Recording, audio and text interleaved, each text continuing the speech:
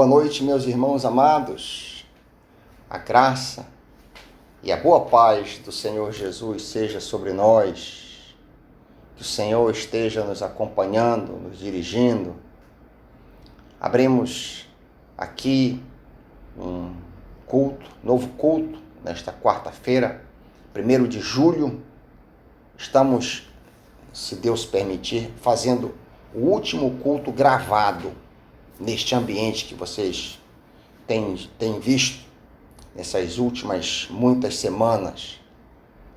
O Conselho da Igreja decidiu que nós vamos fazer cultos ao vivo, gravados transmitidos a partir do templo no próximo domingo.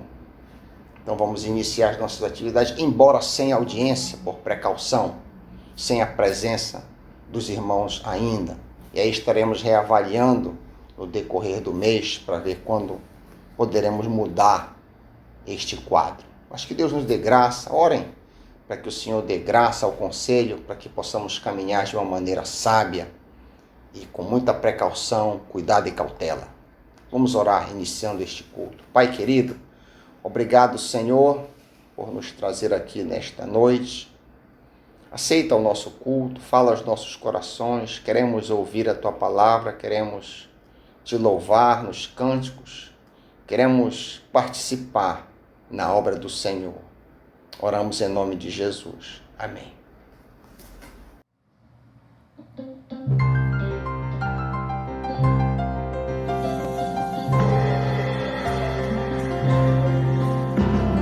Grande é o Senhor, santo e justo em poder, haveremos de crer no amor. Grande é o Senhor, é fiel, nos salvou, pela graça provou que é amor. Grande é o Senhor e digno de glória, grande é o Senhor, daremos louvor. Grande é o Senhor, a voz levantai, a voz levantai. Grande é o Senhor, grande é o Senhor. Grande é o Senhor, santo e justo em poder, haveremos de crer no amor. Grande é o Senhor, é fiel, nos salvou, pela graça provou que é amor. Grande é o Senhor e digno de glória, grande é o Senhor, daremos louvor. Grande é o Senhor, a voz levantai, a voz levantai. Grande é o Senhor, grande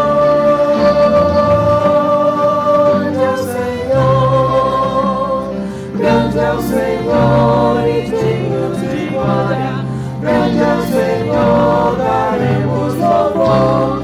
Grande é o Senhor, a voz levantai, a voz levantai.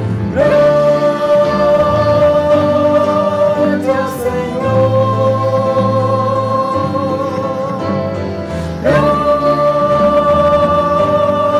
grande é o Senhor, grande é o Senhor, grande é o Senhor.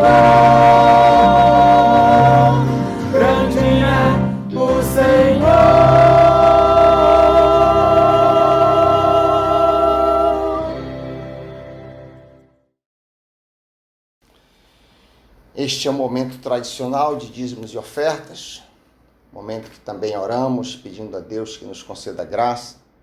No nosso habitat natural, lá na igreja, nós nos colocamos tradicionalmente de joelhos, e é um momento muito gostoso, no qual as pessoas vêm à frente. Não sabemos ainda exatamente quando poderemos ter este tipo de cenário, mas queremos orar assim mesmo, queremos entregar os nossos dízimos e ofertas nesse momento. Os links estão aí aparecendo, os dados bancários estão aparecendo. A sua fidelidade é responsável por manter a obra do Senhor andando. Vamos unir os nossos corações em oração, pedindo a Deus que console e conforte aqueles irmãos que estão lutando, que estão sofrendo, que estão passando por algum aperto. Pai querido, Pai de amor, obrigado, Senhor Deus, pelos dízimos e ofertas. Obrigado pelas vidas que generosamente depositam contribuições. Abençoa abundantemente, Pai. Que não haja falta nem carestia alguma. Pai, também pedimos pelos irmãos que estão lutando, que estão sofrendo, que estão passando por algum aperto, alguma angústia, Pai. Ó Senhor, vem sobre nós, Pai. Em nome de Jesus, vem sobre nós e nos dá alívio, Pai. Nos ajuda no momento de dificuldade. Eleva os meus olhos para o alto. De onde me virá o socorro?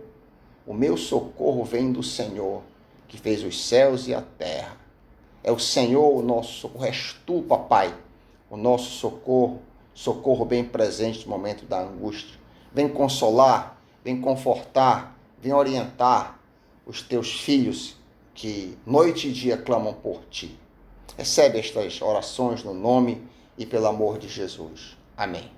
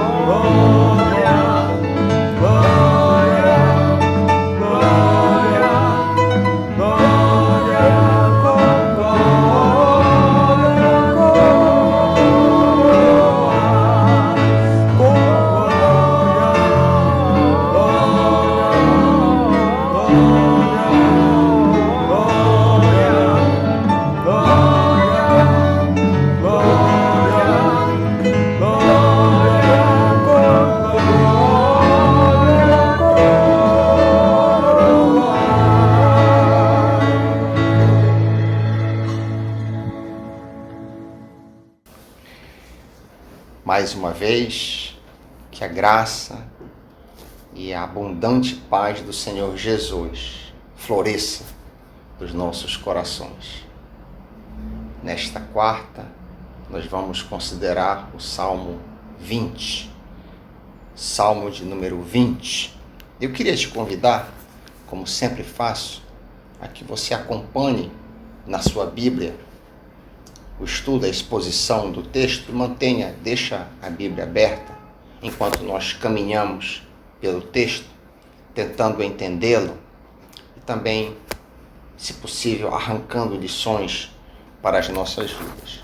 Salmo de número 20. Diz assim a minha tradução, Almeida Revista. O Senhor te responda no dia da tribulação. O nome do Deus de Jacó te eleve em segurança. Do seu santuário te envie socorro, e desde Sião te sustenha. Lembre-se de todas as tuas ofertas de manjares, e aceite os teus holocaustos. Conceda-te segundo o teu coração, e realize todos os teus planos. Celebraremos com júbilo a tua vitória, e em nome do nosso Deus hastearemos pendões. Satisfaça ao Senhor a todos os teus votos. Agora sei que o Senhor salva o seu ungido. Ele lhe responderá do seu santo céu, com a vitoriosa força da sua destra. Uns confiam em carros, outros em cavalos. Nós, porém, nos gloriaremos em o nome do Senhor nosso Deus. Eles se encurvam e caem. Nós, porém, nos levantamos e nos mantemos de pé. Ó Senhor, dá vitória ao Rei. Responde-nos quando clamarmos. Palavra santa do Senhor. Pai querido, abençoa, Pai, o estudo da Tua palavra. Nos ajuda a entendê-la. Oramos no nome de Jesus. Amém. O salmista abre este cântico falando sobre uma tribulação. Várias traduções dizem angústia ao invés de tribulação. Não sabemos qual a tribulação ou angústia que Davi está experimentando quando escreveu este poema. Todavia sabemos que ele enfrentou muitas angústias, inúmeras tribulações no curso de sua vida, principalmente naquela fase que Saul estava tentando matá-lo. Mesmo após a morte de Saul, Davi continuou enfrentando sérias dificuldades. A palavra hebraica utilizada para tribulação ou angústia implica que ele estava cercado de desafios e perigos e talvez cercado por inimigos. Qual é a tribulação? Qual é a angústia que você está passando nesses dias, meu irmão, minha irmã? Nesta fase de coronavírus, muitos de nós sofrem com isolamento social, outros perderam seus empregos e até seus negócios. Ainda outros atravessam dificuldade de saúde e até luto. E várias outras agruras o país está enfrentando e muitos dos nossos irmãos enfrentam por causa desta situação. Qual é a situação de aperto que você está passando, querido? O fato é que ninguém escapa neste mundo de lutas e problemas. Bem assim disse Jesus: no mundo tereis aflições, mas tende bom ânimo. João 16, 33. Acompanha comigo a parte B do primeiro versículo. Diz assim: o nome do Deus de Jacó te eleve em segurança. Por que Davi se refere aqui ao Deus de Jacó? É provável que Davi tenha em mente as palavras do patriarca Jacó a toda a sua família. Em Gênesis 35, 3, diz o patriarca: levantamo-nos e subamos a Betel, e ali farei um altar ao Deus que me respondeu no dia da minha angústia. Tal qual Davi e Jacó passou por tremendas perseguições e angústias durante seus 20 anos na companhia do sogro Labão, vocês lembram bem? Porém, uma marca tanto de Davi como de Jacó era um coração grato. Isto mesmo, um coração agradecido. Tanto é que Jacó estava querendo levantar um altar para o Senhor, por ele ter o sustentado durante a sua angústia. E um coração grato, atravessar dificuldades, atravessar lutas com um coração grato, é muito agradável a Deus. Há uma lição preciosa a todos nós aqui. Devemos enfrentar nossas tribulações e angústias com gratidão, sabendo que tudo coopera para o nosso bem. Sim, todas as coisas concorrem para o bem daqueles que amam a Deus. Romanos 8, 28. Você está passando por uma angústia? Saiba que o Senhor vai fazer com que essa situação que você atravessa coopere para o seu bem. Eu quero que isso seja verdade na minha vida. Espero que isso seja verdade na sua vida também. A parte finalzinha do primeiro versículo ainda fala que Deus te eleve em segurança. Várias traduções aí, mas essa aqui é a mais literal. Essa ideia aí que Deus te eleve em segurança retrata o pensamento de ser colocado em um local alto, com uma torre ou uma montanha, onde os inimigos não teriam acesso.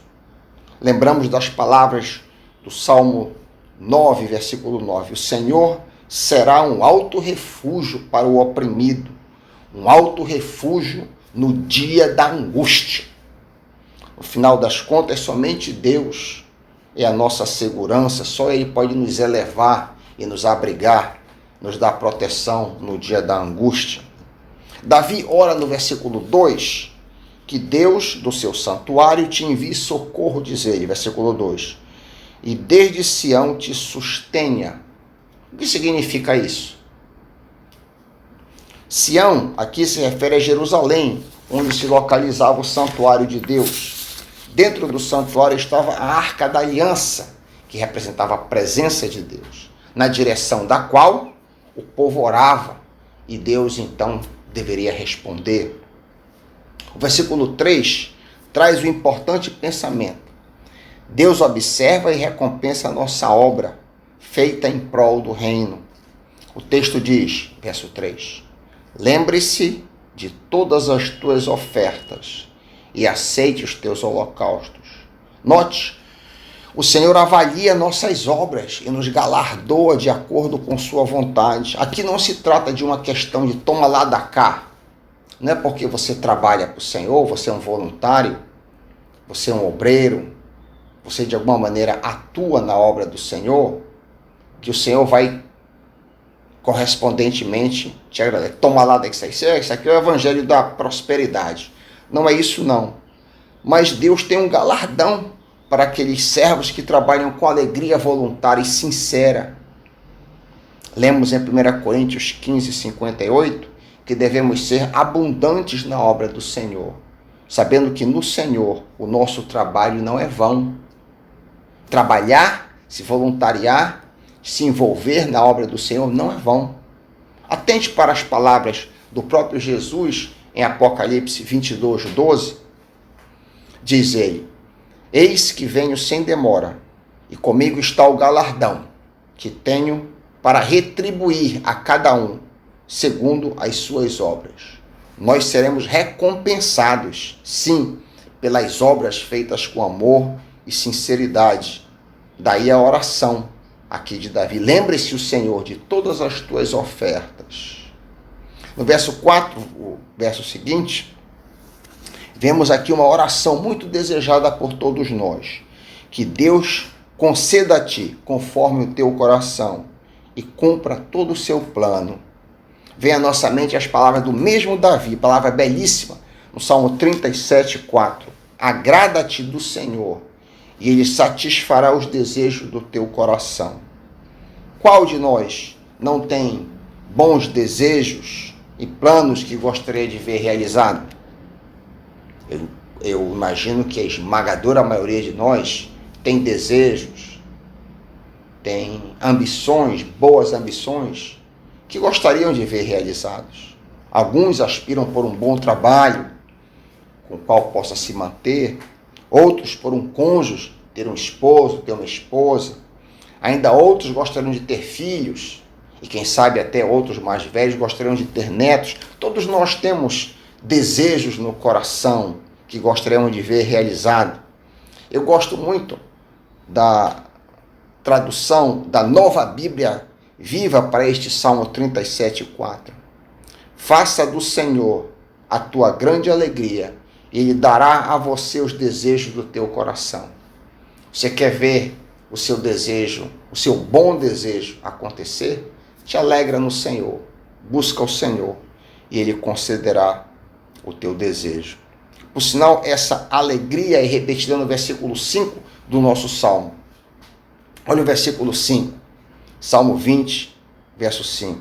Celebraremos com alegria a tua vitória e hastearemos bandeiras em nome do nosso Deus.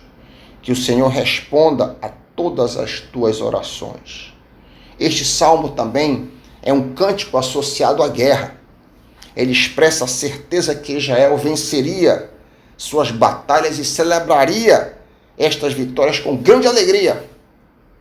Embora houvesse enormes riscos nas batalhas, o Senhor concederia vitórias militares ao seu povo, Israel.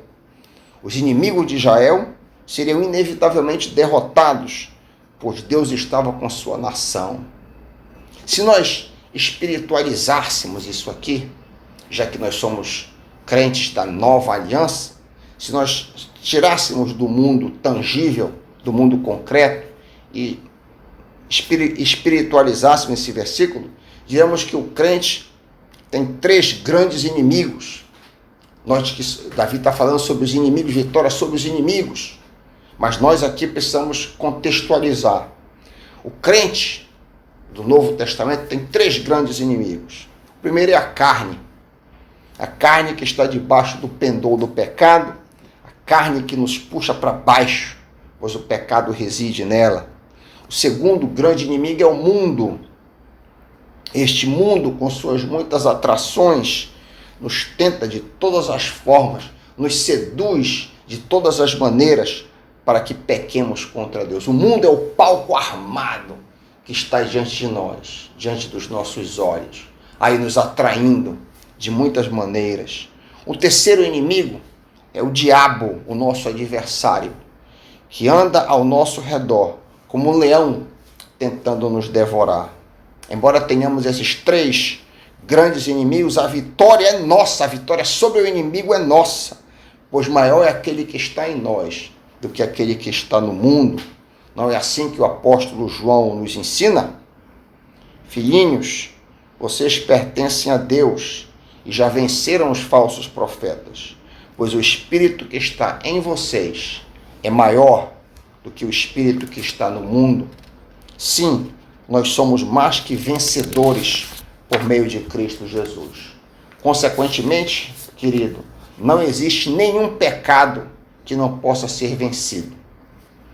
Nossas vitórias não são militares, como no caso do Antigo Testamento. São vitórias contra os nossos pecados. E repito, não existe nenhum pecado que não possa ser vencido. Pode ser que seja duro, pode ser que a vitória venha com muito custo, pode ser que demore muito, pode ser que você deslize, tropece e caia de novo, mas a vitória virá. Ainda no verso 4, no finalzinho, fala sobre hastear bandeiras. Algumas traduções, hastear pendões. Isso aqui remonta à ideia de uma conquista. Da mesma forma como o exército finca a bandeira em território inimigo ao tomar posse dele, assim também o crente vitorioso faz tremular sua bandeira de alegria ao ter suas orações respondidas. Devemos orar pedindo a Deus para que progressivamente avancemos em santificação. Cada pecado derrotado é uma bandeira fincada no território inimigo. Amém? Cada pecado derrotado é uma bandeira fincada em território inimigo. Afinal, não existe nada mais importante na vida cristã do que a santificação. Através da santificação, que acontece quando vencemos os pecados, nos tornamos cada vez mais parecidos com Deus. O verso 5 ainda diz que as bandeiras serão hasteadas em nome do nosso Deus. Da mesma maneira como um exército toma um país e hasteia sua bandeira para identificá-lo com o novo dono, assim também o Senhor nos tomou e somos dele. O crédito de nossa salvação é dele. Cada vitória nossa é por causa do seu poder em nós. Nossas vitórias nunca devem nos exaltar. Nossas vitórias são realizadas em nome do nosso Deus, ou seja, para a honra e glória de Deus. O crédito sempre é do nosso Pai. O salmista segue adiante no versículo 6, olha o versículo 6a. Agora sei que o Senhor salva o seu ungido. Davi havia experimentado algum tipo de salvação agora. A esperada salvação agora é realidade. Vemos aqui a alegria de se ter uma oração respondida. É possível que durante um tempo Davi estivesse em meio a uma enfermidade, mas agora ele se alegra pela resposta de Deus sarando. Quão bom é ter uma oração respondida, não é, querido, querida? Quão agradável é ter uma oração respondida. Lembro-me de uma oração que fiz insistentemente durante vários meses por vitória no meu mestrado. Eu havia ficado em uma disciplina, eram 3 disciplinas que seriam somadas e divididas por 3, gerando uma nota, e a tese, que seria 50%. E eu fiquei em uma disciplina, não consegui aprovação em uma disciplina. Meu coração ficou muito amargurado, fiquei muito triste, passei por um momento de grande aperto, noites sem dormir, e porque eu não conseguia dormir à noite, não conseguia produzir direito durante o dia. Uma luta, e orava, Senhor, torre forte é o nome do Senhor, aqueles que vêm para ele encontram refúgio. Esse foi o versículo que me agarrei, essa foi a escritura que eu me agarrei, e o Senhor eventualmente me deu vitória. Glória a Deus, quão agradável, quão bom é ter uma oração respondida. O verso 6b, a parte final, relata que Deus responderá desde o seu santo céu, com a força salvadora de sua mão direita. No início deste salmo, no verso 2, nós vimos que Davi menciona o santuário do Senhor, na direção do qual o povo deveria orar e Deus responder. O santuário seria a residência do poder divino, e a arca, que representava a presença de Deus, estava depositada no interior do santuário. Porém, a inspiração de Davi aqui, no versículo 6, ganha um alvo ainda maior e mais direto. A resposta das orações não viriam simplesmente do santuário, mas diretamente do céu, diretamente do Senhor. Embora Deus esteja em todos os lugares, como sendo onipresente, contudo o céu é o local onde sua presença é mais notória. Referindo-se ao céu, Paulo diz em 2 Coríntios 12:4, que ele foi arrebatado ao paraíso e ouviu coisas indizíveis, coisas que ao homem não é permitido falar. O céu é a fonte de onde brotam nossas bênçãos.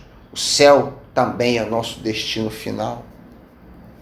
Davi continua seu poema no versículo 7, dizendo que uns confiam em carros e outros em cavalos, mas nós faremos menção do nome do Senhor. No mundo antigo, cavalos e carros, ou cavalos e carruagens, representavam uma grande vantagem contra exércitos que não tinham tais recursos. Os inimigos de Davi eram notórios por terem muitos carros e cavalos, enquanto que as tropas de Davi eram, na sua maioria, homens a pé. Mesmo assim, nós lemos de grandes conquistas desses homens a pé contra carros e cavalos em 1 Crônicas. Por exemplo, 18:4, que Davi derrotou Hadadezer, rei de Zobá, nas proximidades de Amaque, quando Hadadezer tentava obter o controle na região do rio Eufrates. Davi se apossou de 1.000 de seus carros de guerra, 7.000 cavaleiros e 20.000 soldados de infantaria. Lemos ainda uma outra batalha, em 1 Crônicas 19:18, em que Davi matou 7.000 condutores de carros de guerra. Vemos assim, querido, vemos assim que não é a força dos exércitos que fazem ganhar a peleja, mas sim o braço do Senhor. Oh, glória! Não é a força de um poderoso exército que faz com que a batalha seja ganha, mas a boa mão do Senhor. Por sinal, isso é interessante, em Deuteronômio 21, havia orientação da parte de Deus para que o povo não adquirisse muitos cavalos. Exatamente. Quando vocês forem à guerra contra seus inimigos e virem cavalos e carros e um exército maior do que o seu, não tenham medo, pois o Senhor, o seu Deus que os tirou do Egito, estará com vocês. É interessante notar ainda, como disse, em Deuteronômio 17:6, que Israel não deveria se equipar com muitos carros e cavalos. Qual o motivo desta ordem? Qual a razão? Era para que os israelitas não colocassem sua confiança em instrumentos de guerra, mas sim no Senhor. As consequências de se confiar ou não confiar no Senhor estão descritas no nosso Salmo 20, versículo 8. Olha aí o versículo 8. Uns encurvam-se e caem, mas nós nos levantamos, estamos de pé, espiritualizando isto aqui para nós. Esses dois últimos versículos, poderíamos dizer que o segredo para vencermos nossas lutas está em depositarmos nossa confiança em Deus e não nos homens. Passamos por um problema de saúde, não devemos depender exclusivamente no médico ou no remédio. Devemos orar ao Senhor para que Ele nos conceda a saúde, embora usemos a medicação. Deus deu inteligência ao homem para isso. Se estamos passando por um aperto financeiro, por uma luta financeira, não devemos nos fiar apenas nas conexões que temos. Devemos estar orando ao Senhor para que Ele nos dê vitória, sejam quais forem as dificuldades que atravessemos. Devemos buscar no Senhor a fonte da vitória. O crente tem, em primeiro lugar, seus olhos postos sempre em Deus, pois é Ele que dá a vitória. No verso 9, último verso, lemos: salva-nos, Senhor, ouça-nos o Rei quando clamarmos. Esta oração fecha o Salmo chamando Deus de Rei. Que nosso Deus nos salve de todos os nossos problemas quando clamarmos a Ele. O salmista, como vimos no começo, abre o cântico falando do dia da tribulação ou o dia da angústia. Você está passando por uma angústia hoje? Clame ao Senhor, pois dele vem o socorro. Em nome de Jesus. Amém.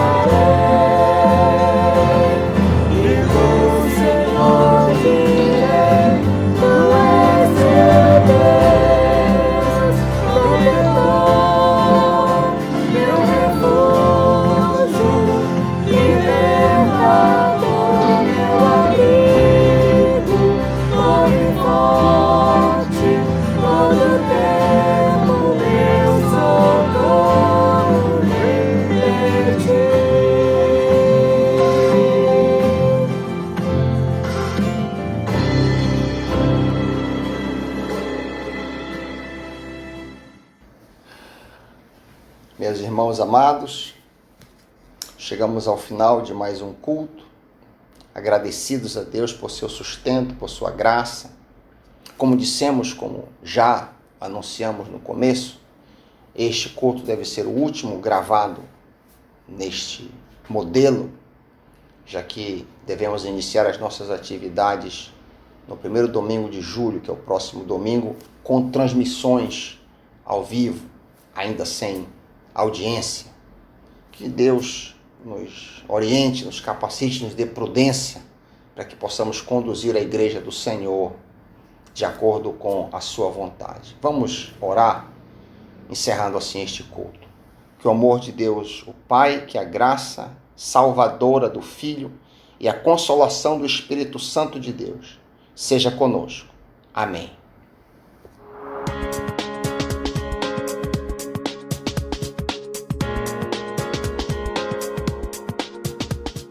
Estamos encerrando a transmissão de nossa celebração. Se você tomou uma decisão ou foi abençoado, fale conosco através do e-mail oração@pibpa.org.br. Gostaria que mais pessoas fossem abençoadas através desse ministério? Não deixe de nos ajudar para que essa obra continue a crescer. De segunda a sexta, 12h30, temos nosso momento de oração. Às terças-feiras, 16h, a oração MCM. Às quartas-feiras, às 19h, temos o culto de comunhão. Às quintas-feiras, às 8h30, temos a oração da terceira idade. Sábado, 19h, o culto da juventude. No domingo, 8h30, acontece o nosso Getsemane. Às 9h, a escola bíblica dominical. 10h15, a celebração da manhã. Às 7h, o nosso culto de celebração. Não deixe de vir adorar conosco. Mas caso você não possa estar aqui, assista a nossa transmissão ao vivo pelo nosso canal no YouTube ou pibpa.org.br. Para saber tudo o que acontece na nossa igreja, acesse nossas redes sociais.